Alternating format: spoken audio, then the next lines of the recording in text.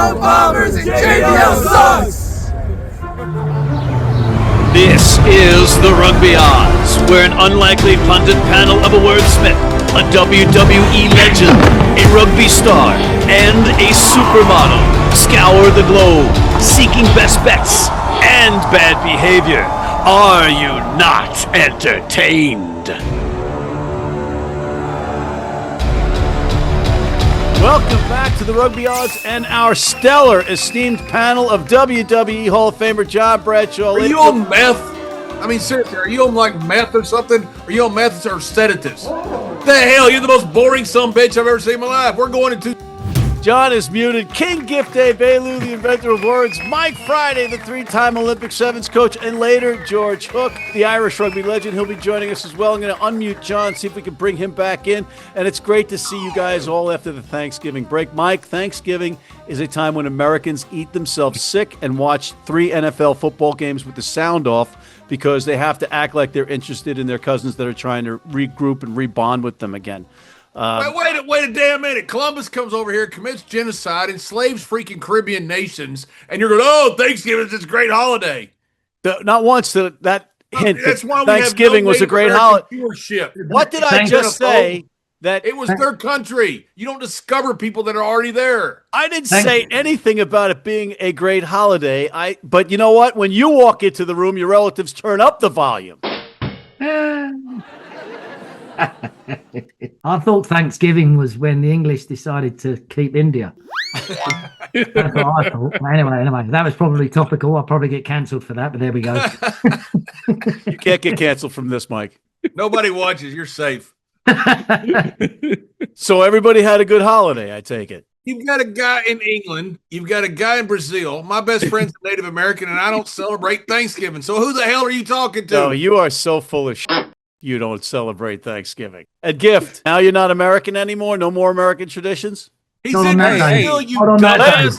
Can you let him speak? Where do I get my time off? There's no time off here. We outside the zone. All right. I'm with always Mike hustling. right now. I may as well be on with Mike. You're always hustling. All right. It's hustling. All right. This has Bam, gone exactly tragically wrong. Thought we'd share some Thanksgiving stories, some anecdotes, but no. Half the show here doesn't celebrate the holiday, you dummy. Good point. That's a valid point. But I assume Gift did, and Mike's been in the United States for a long time. So It took me some time to adjust, though. You've got to realise that the boys would be able to tell you some stories about me lacking adjustment on Thanksgiving for the first 4 or 5 years. Not my best work. okay, it's all right. You know, they don't need any holidays. They need to win. Why don't you go to a Hindu country and say, hey, what do you guys think about Christmas? Well, management will consider that going forward. Good points, John. Good input. Thanks. We'll lean into it. We'll circle back and run it up the flagpole and see who salutes it. All right, let's move along and get to our first recurring segment. What caught your eye? Mike Friday, what caught your eye? What caught my eye? Just that game between Bath and Sarries was a hell of a game.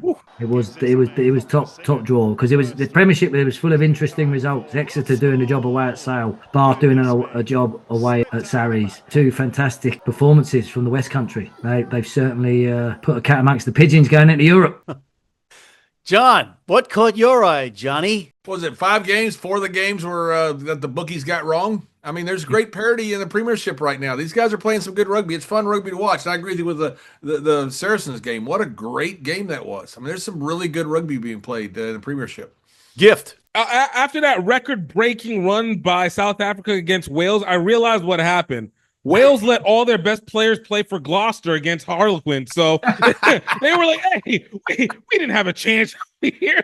Let's see if we can get one in our professional league. Get some guys paid. And hey, shout out to them. They made a choice. They only threw a bunch of guys under the bus. I don't get that. They're like, oh, they didn't have their best team. Why would you send a bunch of kids to their slaughter then? Blame Wales. Don't blame the team that won. To be fair, Razzie sent 13 home as well. it didn't make a lot of difference. You know, you look at that Springboks team, and it's still an all-star team. It might not be, you know, the one that's winning the World Cup, but really, Wales, do you have a best 13 players that you're going to cry about? Because your organization sucks. Khaleesi put it well after the game. He's just so gracious of a guy. He's saying all of these young players over there will have this experience so that next time they know what to expect. Yeah, they know what to expect getting their asses kicked 73-0. Shout out Project Moonshot Wales.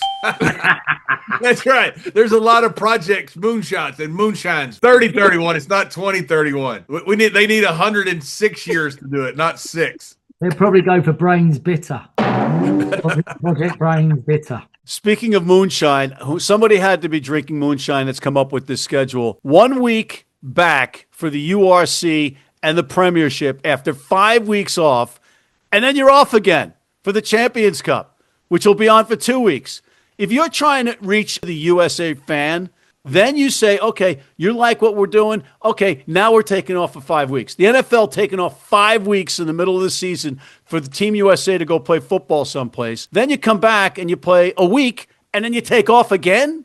Mike, do you have an answer for this? I haven't got a Scooby-Doo. I mean, your point's valid. They could have gone into a European bloc, but does that work with some of these kind of overlaps of these international windows? It's a funny one. And then you throw Six Nations into it. So then you'll have Six Nations, the professional leagues, and the Champions Cup all interrupting each other again. And it's not making any sense right now. Literally and figuratively. And I was talking about dollars and cents or pounds and quid. Like, because this is a business decision, right? Who's actually making the money on this one? Because you remove it from the professional side, and obviously then those owners aren't making it as much. What is the point? Basically, I need them to do capitalism better. All right? Yeah, you do capitalism That's better. That's true. Professional rugby's only around since 1996 or 1995, and they haven't gotten it right. And those people that weren't professional sports entertainment people that form these leagues and these competitions, they put this mess upon us, and nobody's fixed it, and they're just perpetuating it. And it's got to be fixed because they're not serving the fan, and that's the number one thing. The fan, especially if you want new fans, they're going to, what the is this? All right, well, guys, this is all good stuff, but let's get right to our next recurring segment, Player of the Week. And the nominees are Yuri Matea, the number 10 for the Stormers. He has been the catalyst of the Cape Town side, riding to a 6-0 URC start. His crossfield kick to Dylan Mart, a great story himself. Gutted Munster at Toman Park. Problem is, he backs up Sasha FM. Henry Arundel of Bath. The winger scored 2 hammer blow tries versus Sarries, one on a pick 5 try, racing the length of the field. The second was the game winner in a back and forth classic. He also shut down man-child Noah Kalori in their aerial battles. Kalori, who John says keeps recklessly throwing himself in the air, continued to do so. Nico Stain, the number 9 of the underdog Lions versus the Bulls in Pretoria in an exciting back-and-forth battle. He scored 2 tries, kept his team in it early, and steered them to a stunning win as the Bulls stampeded back to make the end interesting. Mike, who is your player of the week? Arundel did win the game, but I just like the fact that this Yuri Matthew is the backup for Sasha. He's taking his chances when he's got an opportunity, and it obviously shows the depth. And he's the man that made the difference. So I'm going to go for Yuri and Matthew. John. I'm going Mattia also. Gift. I'm going to go with Stein. The Lions absolutely showed up because I have no respect for them. They never seem to show out when it matters most. And they absolutely did it against the Bulls, who, you know, I tend to overroot for, who disappoint me constantly too. But Lions hate going on here. I'm telling you. You don't like them, King. I don't like them either. Let's go. Boom. No. Going Stein. All right, well, then I could tie it up because I have a weighted vote, but I'm going to rock the boat a little bit. I'm going with Harry Arundel. And Mike, I called it earlier in the season. I said to watch this guy. He has been on fire, and I think you got a little bias against him for that reason. So, but it doesn't matter because John and Mike have picked this week's Player of the Week, Yuri Matea. Let's move along to Gift's favorite segment, Grown Ass Man. The nominees are Bernhard Janssen van Rensburg, Bristol Center. Coach Pat Lamb says his South African-born farm boy brings mental toughness, strength, and consistency to each dazzling, dominant display. Got that quote from the Telegraph. and he was a battering ram in the 46-12 demolition of Gift Saints, who didn't have a prayer. Evan Etzebeth, the number 19 of the Springboks, the legend, came off the bench in what was a 73-0 humiliation of Wales. Yet he played it like it was the final moments of a Rugby World Cup. And he eye-gouged a Welsh youngster who might have underestimated the spirit of the legend. Andre Esterhuizen, Springboks center, had a player of the match performance and was nominated by Mike Friday for his grown-ass man match. Problem is, it was against a Welsh high school team who was missing 13 Welsh players. Mike, who is your grown-ass man of the week? For me, Andre Esterhuizen was the focal point that made the South Africans operate. He was phenomenal. This is a bloke that can play flanker or centre equally well, and he did a job. He just literally gave them everything that the Springboks needed to win that game. So, Mike, how long is Etzebeth going to be out? There's more to this. There's more to this than meets the eye. Oh! That could be anything between 12 weeks and 6 months. That's what I thought too. You know, he went too far over the edge. He did not care about getting caught. No, he's not a cheap shot. I mean, for all the people say about it, he is not a cheap shot bloke. He is just a tough, horrible man. Yes, he is. I would want that guy on my team anytime you pick a team. I want Etzebeth on it. So, John, is he your selection? Nope, I'm not going. He was a dumbass. He shouldn't have. You can't retaliate like that. You can't do something stupid like that. You know, when tough guys get out there and they get mad, you got to expect something like that to happen. He's going to be punished. He should be punished. They should throw the book at him. But I'm going with Easthuizen with South Africa. Gift. Give it to Bristol. They absolutely did their thing. So yeah, Bernard Hensberg. It's sort of like giving it to South Africa anyways. Bam! Wins.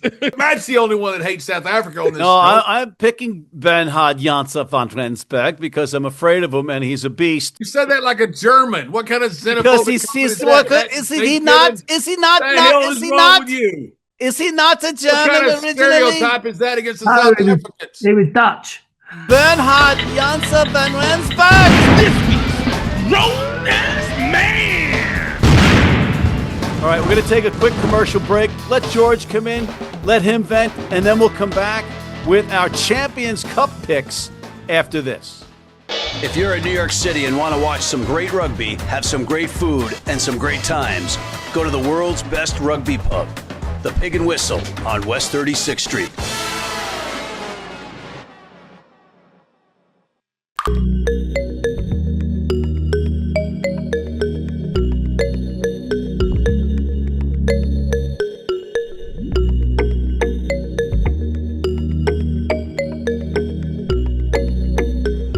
And we're back, and once again, we're welcoming in Mr. George Hook, calling in from Dublin. George, how are you? Hey, I'm good. I mean, while you were celebrating Thanksgiving, we were beavering away here, in Ireland, as you can imagine. Not a pint of Guinness to be seen. Not a one. And beavering in Ireland. That'll be our topic for next week. But for this week, let's get right to our recurring segment. Headlines with Hook. The headline is, what did I miss while I was eating for Thanksgiving? Well, you're a trifle fed up with me declaring the demise of the game of rugby union. But the point is, I'm now being joined by more and more people. Never in the history of the game of 150 years has one country utterly dominated the scrum to the effect of winning games by the scrum. Now, this never happened, ever. In 1971, 50-odd years ago, the Lions had a better scrum than New Zealand, but they didn't destroy them. It wasn't embarrassing. It is now embarrassing what has happened. Every 2 years, I would go to Cardiff, right, for the Ireland-Wales game. And then I would come home with my tail between my legs because we'd been beaten by the Welsh. And again, for those self-same 150 years, Wales has been part of rugby. I mean, that was wonderful. That was part of the game. It's gone. It's gone.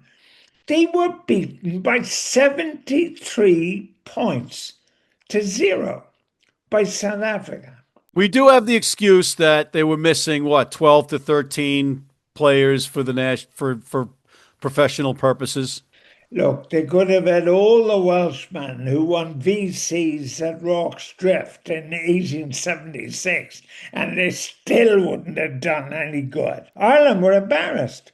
5 yellow cards. 5 yellow cards. If a player tackles another player and he's a better tackler, you don't tell the poor guy who's lying on the floor, you're getting a yellow card because you were tackled by a better guy. Or somebody kicks the ball and somebody else drops it and you say yellow card because you're not good enough at catching the ball. The scrum is the only part of rugby union where if a player is overpowered, he gets a yellow card. I mean, none of the yellow cards in the scrum are given because the player has committed foul play. See, the cards aren't for foul play anymore. Like, it's hard to believe. It really is hard to believe. At the first sending off, the first red card in the game of rugby was 1938, a New Zealander. And we thought, gosh, this is extraordinary. And then it was another 20 or 30 years later before another red card was issued to another New Zealander. But red cards were issued for foul play. There's no foul play now, you know. By the time they're finished looking at the replays, it's about $220 to watch an international rugby game. Oof. That's foul play. Yes. To watch the referee looking at the replays forever? No, it isn't. To watch scrums falling in? No. Why did scrums not fall in before, and why do they fall in now? Principally because we now have people running the game who actually know nothing about running the game. Television has a disproportionate influence. Guys like you want to see people crushed and damaged and flung up into the air in some kind of Hiroshima-like attack. That's not what we want. This was a game in which there were big fellas and small fellas, fat fellas and thin fellas, fast fellas and slow fellas, and they all were part of the game. No more. Only male Amazons can now play the game. Look at the pack from South Africa and you have your answer. Yes. But like, you can't have a game that South Africa are so far ahead now. It's the best team in the world. It's just unbelievable. But it is based on one simple premise. We are bigger, stronger than you are. That's the premise it's based on. We're not quicker, we're not faster, we're not better passers, we're not better kickers. They do all those things very well, but not necessarily better. So is that the game we want? You're a very important voice in the game of rugby. You speak to the American people and you tell them what needs to be done. And if we don't change it soon, believe me, this game isn't going to exist. Don't talk to me about Eben Elizabeth sticking his finger in some guy's eye. In the context of where the game stands today, it's irrelevant. That's all the time we have for this, George, unfortunately. Thanks again, Mr. George Hook, for this week's Headlines with Hook. Thank you, George. Thank you. All right, we'll be right back with John, Gift, and Mike after this. Been blind since I was 4. And I've never seen a beer commercial or a beer label. None of that stuff influences me. I drink beer because of the taste. And my beer's Pabst Blue Ribbon. It has the taste and the flavor. What do you think's on the label? I think there's a naked woman riding on a unicorn, jumping over fire.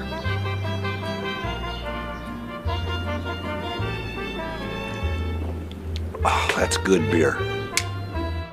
It is eating season. Thanksgiving, Christmas, New Year's. At Health Enhanced Foods, we got 17 baking mixes to be able to help enhance your holiday meals. Whether you're gluten-free, you need ketogenic, whether you are low FODMAP, whatever your special dietary need is, we have a baking mix for you. Go to healthenhancedfoods.com. Go ahead and use coupon code Rugby Odds to be able to get 25% off your first order. Let's get the season going. And honestly, whatever Matt's about to say next, just ignore it.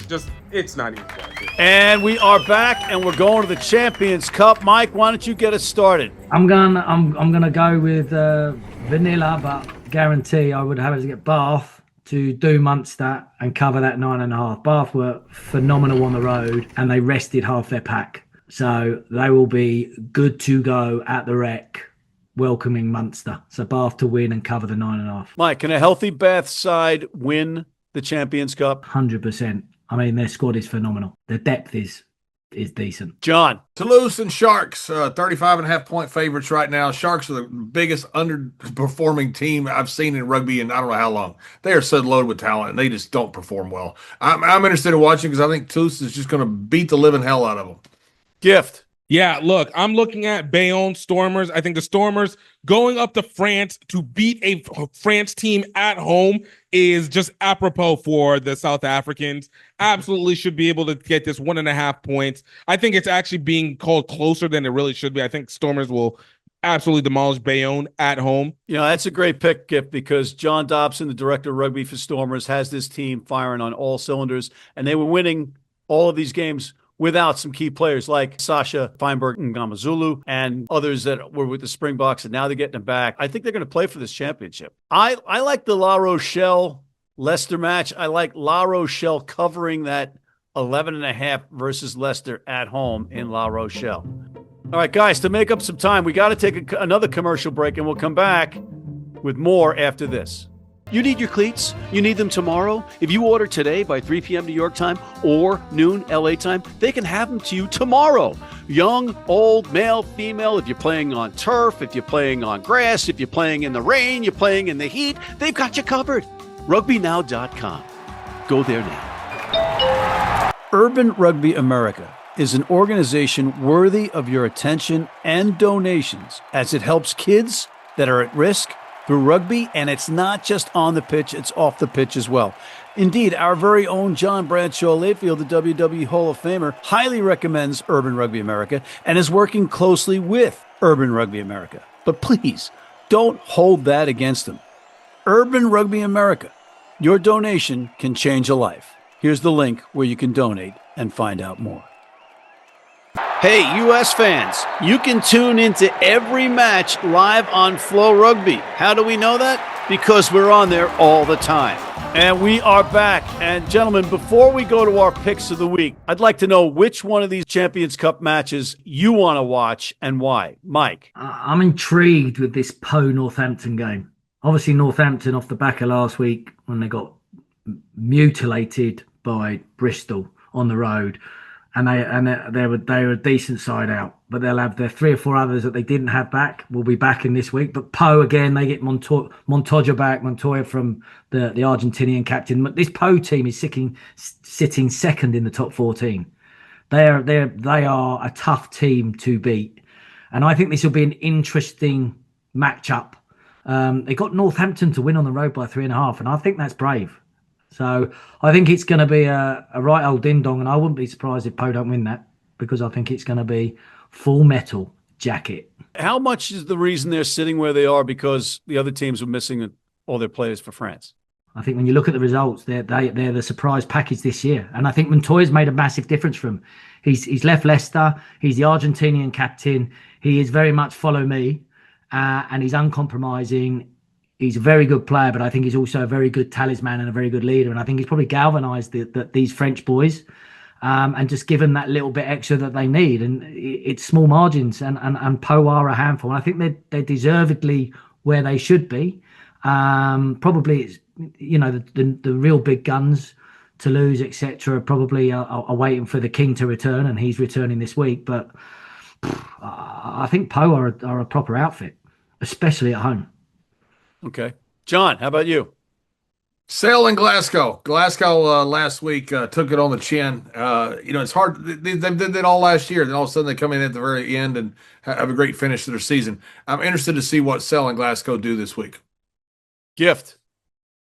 Ah, man, Bulls in Bordeaux. Look, which Bulls team is going to be coming? If they bring it what they that normally do, this should be as good as South Africa versus France. I mean, Bordeaux is just too good to not let themselves get beat. They're one of two teams of the top 14 that deserve respect at home or on the road. So I'm hoping this Bulls team brings a real South African team, and I'd like them to actually win the Champions Cup this year instead of get to the top 4 and then choke it away when it matters most. And they don't choke like Ireland. I mean, they just kind of choke. Ireland chokes with a gargle.